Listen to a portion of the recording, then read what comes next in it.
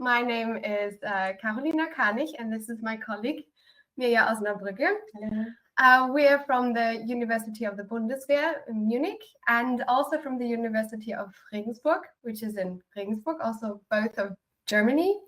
And our topic today is reliability of motor evoked potentials in single pulse and rTMS protocols on healthy individuals. So first thing, reliability. What's that again? So in scientific experiments, there are always errors. As we know, there are systematic and random ones, and these are inducing variability in the outcome measures. This variability can be measured by a coefficient of variation or confidence interval or standard deviation or standard error, anything of this. But the most important question is, how much do these errors bias the actual true outcome?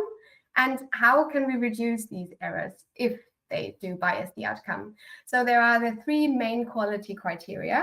The first one being the objectivity, which is looking at the independence of outcome from the experimenter. And the second one is reliability, being the precision of the measurement, and the third one being the validity, which is the accuracy of the experiment.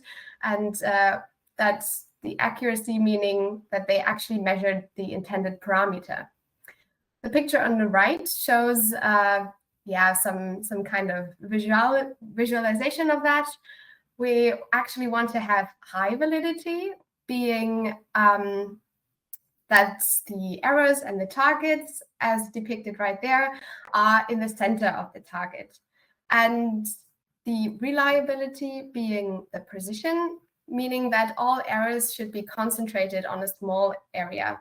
So the rightmost lowest picture is our goal: high precision and high accuracy, high reliability and high validity. In being in this picture, objectivity would be if there is a contest between error throwing people to the target and there is a jury, then objectivity would be that the judges are not bribed, so that they consider every throw equally. And what we are going to look at is the retest reliability in the next half hour. And this can be measured via Pearson's correlation coefficient R and the intra-class correlation coefficient ICC.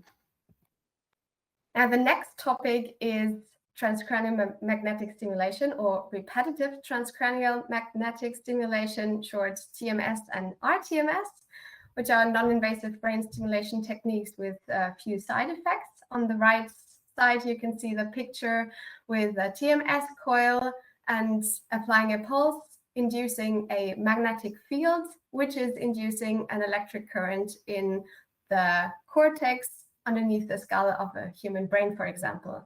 And if applied so over the motor cortex, it elicits motor evoked potentials, short MEPs, or as we call it, MEPs, because it's even shorter. And exactly, we can use single pulse measurements. So these elicit momentary cortical excitability. We can elicit momentary conditioned cortical excitability via paired pulses. And there's also the possibility to do it via repetitive application. This induces changes in cortical excitability that lasts for hours, sometimes even for days. This can be done via fixed frequencies, for example, 1 Hertz or 20 Hertz, or via complex patterns, for example, theta burst stimulation or paired associative stimulation. Theta burst is with a triplet of pulses at 50 Hertz frequency, and paired associative stimulation with a conditioning electrical stimulation before the actual TMS pulse, which are only separated by a few milliseconds. Now, and doing these parameters together, Mirja is going to talk on the reliability of motor evoked potentials, so on single pulse TMS. And so I'll hand it over to you. Yeah, thank you, Caro, for the nice introduction on the topic. So I'm going to talk about, as Caro introduced, about single pulses. And we start with the basics again. Variability is a big topic in single pulse TMS, and MEPs are used as a physiological marker of cortical spinal excitability on a daily research and in daily clinical practice. And the most common measures of the stimulation that we are using are, of course, the amplitude and also the integral, the rectified amplitude, so named area under the curve, and also the input-output curve, which is the amplitude as a sigmoid function of the stimulation intensity, which can be characterized by several parameters, for example, the baseline or the slope or the maximum or plateau. And all these measures are based on the amplitude, which is itself a highly variable parameter on intra and intersubject level, even if we use the same stimulation intensity. And as we use it to calculate reliability measures, we have to take a look at it. So what are factors influencing variability in single pulse TMS? We can see on the right side some technical parameters, for example, the coil type. If we use a circular coil, a butterfly coil, or even an angulated coil has an effect. How we hold the coil, which coil orientation we are using has an effect. And also the pulse shape, if we apply a monophasic pulse or a biphasic pulse, or maybe in the future even a rectangle shaped pulse, we will see it has an effect. On the subject side or on the individual side on the left, you can see factors like anatomical differences between the participants we are measuring. For example, how thick the skull is, the resulting distance from skull to cortex, and how the depth of the E field and how it reaches the cortex, and also the cortex structure varies between participants.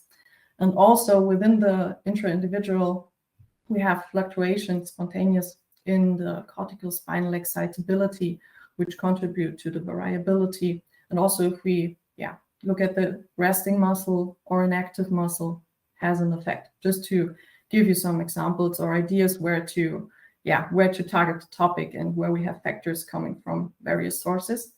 And to distinguish random changes from clinically relevant changes, we have to have a reliable recording of the motor evoked potential. So to tackle this topic, what factors influence reliability, we conducted a systematic review to, on the one hand, give an overview about the available studies that are there addressing reliability in single pulse TMS MEPs, and also to find technical TMS parameters that, for example, produce the most reliable measurement that we can get at this point. So what we did is we did a systematic review in 4 steps. These are like the common steps every systematic review is going through. So we started with a literature research according to the PRISMA guidelines, which I'm going to show in the results. What we also did was a structured study assessment via the Chipchase et al. Checklist. And no worries if you don't know this checklist yet, we are going to talk about it on the next slides. And also we calculated the inter-rater reliability of the rating, because both authors did the literature research and did the study assessment with the checklist. What we then did was to extract, of course, the relevant parameters we need on reliability and categorize them and try to find some patterns or some hints where to go. And we also tested for publication bias and tried to identify the best practice and reliable MEP assessment.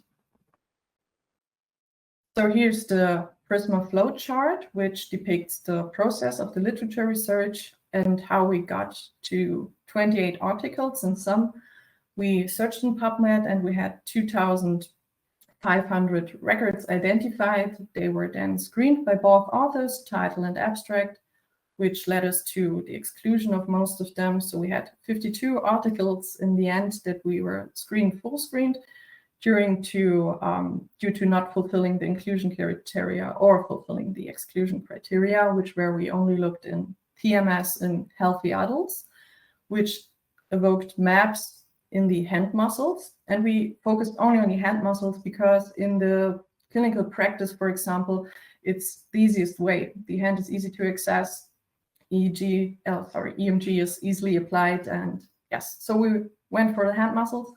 The studies had to do repeated measures and, of course, report the reliability parameters about that. They had to be written in English, and we didn't include reviews, single case studies, other study protocols, animal models, studies that focused on minors, or in this case, lower limb muscles or arm muscles. These studies were also excluded. So now we're going to talk about the Chipchase adults checklist.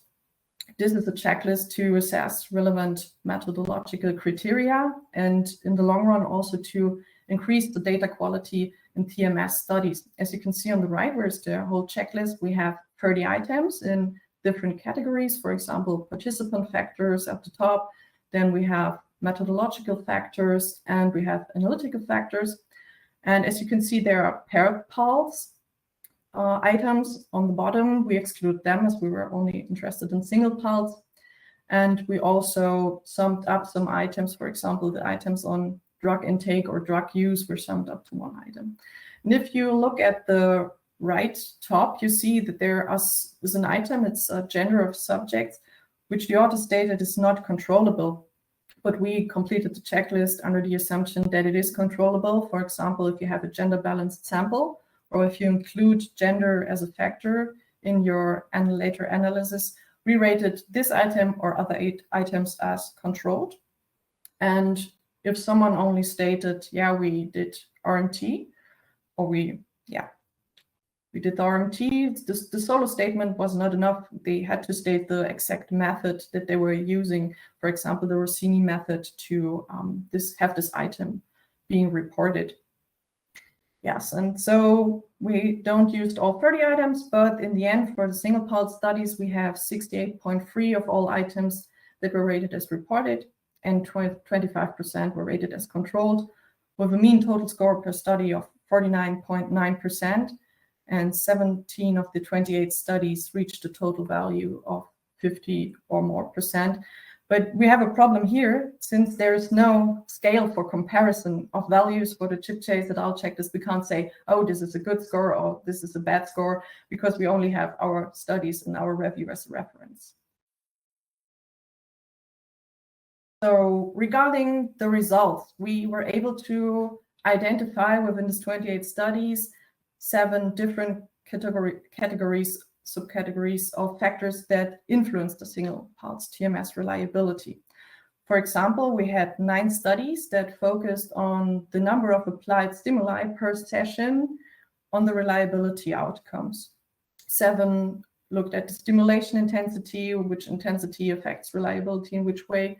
We had 3 studies that focused on the target muscle, for example, the FDI in comparison to the APB, or the hemisphere. For example, they did input-output curves on both hemispheres, and most participants were right-hand dominant, so they stimulated the left hemisphere, got their input-output curve on the right-hand muscle, and also stimulated the left hemisphere and looked at the right hemisphere and looked at the maps on the left hand. And we have 6 studies focusing on the reliability of input-output curve parameters, 2 on the role of the intertrial interval, 1 focused on the waveform and the current direction, and 3 studies looked at coil type, the influence of coil type, whether we use a circular coil or figure-of-8 coil, and if we use neuronavigation or if we don't use neuronavigation. And at this point, it is really difficult to give a recommendation for best practice, because we see that the methodology and the results of the studies are very heterogeneous, and also the interactions of these factors are not taken into account. But we tried, and I think we did pretty good. So on a descriptively base, we can derive some factors that could contribute to a reliable measurement. So it can be beneficial to use for single pulse studies at least 10 stimuli per session, with a minimum of 100 to 10% RMT as a stimulation intensity, with a minimum of 4-second intertrial interval. The figure-of-8 coil was also superior to the use of a circular coil, and also a monophasic waveform in comparison to a biphasic waveform. So to sum this review up, we can say that MEPs can be reliably derived from hand muscles and quantified with the amplitude, the area under the curve, or the input-output output curve in both hemispheres. But we also desperately need more studies with comparable methodological designs and maybe also modeling of interactions of these factors to have a more clear view on that topic. So in the last step, we also checked for publication bias with a beautiful funnel plot from Caro here on the right. And on the x-axis, you can see the Z-transformed mean ICC values per study. And on the y-axis, you see the standard error, which is typically going to 0 the larger sample size we have. And we see that there's no asymmetric distribution, so we could go for a low risk of publication bias in the investigated studies. But we also see the small sample sizes in these studies, which are very typical for these non-invasive brain studies. And with that, I close on the topic of single pulse TMS and give over to Carol for rTMS. Thank you very much for the introduction. Sure. So what about rTMS when we looked at single pulses for now? So my topic is the retest-reliability of repetitive transcranial magnetic stimulation. And we included rTMS protocols, being it with fixed frequency or intermittent theta burst stimulation or continuous theta burst stimulation or paired associative stimulation of any kind that needed to be applied at least twice over the motor cortex of healthy subjects, and assess single pulse TMS, which elicit MEPs. And exclusion criteria were if studies only did a reliability analysis of protocol, so did not apply the rTMS twice, or just looked at interhemispheric measurements or non-hand muscles, so only assessing lower limb muscles, or only looked at electroencephalography measures and not MEPs.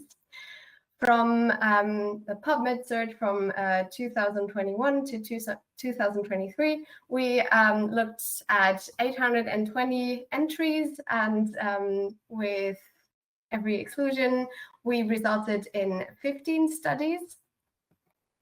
And our variables of interest were to look at the methodological quality, just as Mirja already said, via Chipchase checklist, and conducting Cohen's Kappas for inter-rater agreement.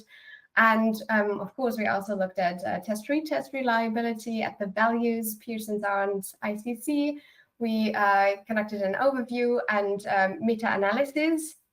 And we also looked at influences that could possibly relate or go into a reduced reliability. For example, publication bias, which we assessed via Rosenthal's face-safe N, funnel plot, and asymmetry test. And we looked at the influences of neuronavigation, sex of the participants, excitability of protocol, repetition interval, year of publication, and methodological quality within the meta-analysis. Concerning methodological quality, as already mentioned, we used the Chipchase checklist with 26 items since we merged 2 together. We looked at the single pulse items and the drug use and medication items were very similar, so we merged them into one. And we looked at the controlled and reported items and checked whether they were controlled or reported or missing. And we conducted percentages and looked at the amount of controlled items and the amount of reported items out of these 26, and also had a total percentage measured. So we looked at the amount of controlled items and reported items together, and did a mean of raters so that we came up with a total mean percent. And overall studies, this was at about 73.6% of all the items were either reported or controlled, and ranging from 62 to 88%. Additionally, we conducted Cohen's Kappas with a 95% confidence interval for inter-rater agreement per study, which was substantial. So 0.62 was the lowest Cohen's Kappa, and range to almost perfect inter-rater agreement. You can see on the table on the right that we had a lot of agreement on what was good and what was not so good, what was controlled and what was reported or what was done poorly. We can say that there were no differences between protocols and also no differences between studies. So although there were some heterogeneous percentages, but seems to be comparable between studies. Concerning the reliability, we had only 9 out of these 15 studies that reported either ICC or Pearson's R or both. Others only reported values of variability, not of reliability. And interpretation, as you can see also on the right in the picture, the red areas indicate a low reliability measure, and moderate range would be in the yellow area, and green range is very good reliability. And we depict the reliability measures as bars. The width is the number of subjects in this experiments, and RI is the repetition interval in days. And as you can see, these reliability measures are rather low to moderate, rather in the red range or in the yellow range. But there are 2 that are in the green range, which is 20 Hertz protocol by Mirja and colleagues and a ITBS protocol by Hinder and colleagues. But we can also see that there's a negative value for ITBS, and the author states that this was due to first application having facilitatory effects, while the second application having inhibitory effects and vice versa, so that the outcome was different in between those 2 days. And within the meta-analysis, we conducted a random effects model by Hunter and Schmidt and received an overall reliability estimation of 0.3. So we merged all of these protocols together since we wanted to have a feeling of what could be a mean reliability measure also for conducting power analyses for future studies, of having a realistic data-driven value. And this ranges between 0.065 and 0.542, so also being in the low to moderate range. So there is improvements possible, definitely. But we also did not see any influence of covariate factors with the current studies. Concerning publication bias, we connected Rosenthal's failsafe N, which was 232, indicating that we would need 232 studies having either a negative reliability value or a 0 or null result one. So that's quite a high number. And it could be that publication bias was not as prominent, but we wanted to be sure and had a look at the funnel plot, which is depicted on the right. And we can see via funnel plot asymmetry test that there is no significant skewedness, also indicating that there is no publication bias prominent in our studies, which is a good thing.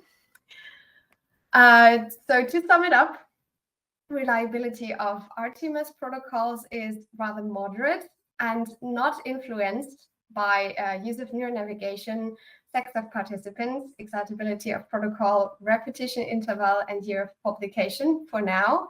Also not by publication bias, which was not prominent, and also not by methodological quality, which was comparable between protocols, but I would say good. But this is leading to our next slide, because of course we want to have, or in this process, we realize that we would like to have something where we can state, okay, this is a good methodological overall quality or not. So we have some recommendations for the Chipchase checklist to use, for example, some additional items like whether the participants were smokers, used or drank alcohol, had nicotine intake or caffeine intake, so legal drug use, whether they had a good sleep status and high arousal, or also some items for rTMS and or reliability scaling, like the repetition interval, time of day, or amount of pulses of rTMS. That would be cool to interpret in later assessments. And we would improve the existing items and also add some interpretation possibility to it. For example, for future people who would like to assess the methodological quality would like a detailed description of the assessment and interpretation.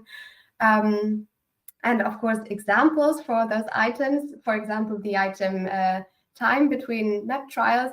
We were not sure in our assessment whether this was the intertrial interval or the time between the blocks of MEP applications, exactly.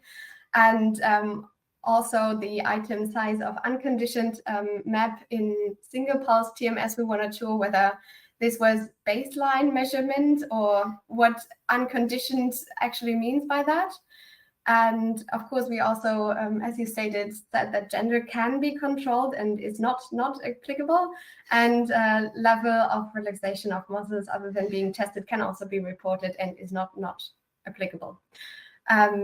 As we did drugs as one item would be another improvement maybe, because it was very confusing for us what is what, and so we just merged them. And in the end, establishing a ranking system or a database where one could look, is my experiment good in methodological quality? Do I need to report something else? Is it okay if I leave that one out because I cannot change the setup, for example? That would be a good thing to establish in future assessments and checklists. So with that, we would like to close and thank you very much for your attention. And if you have any questions or comments, please ask them.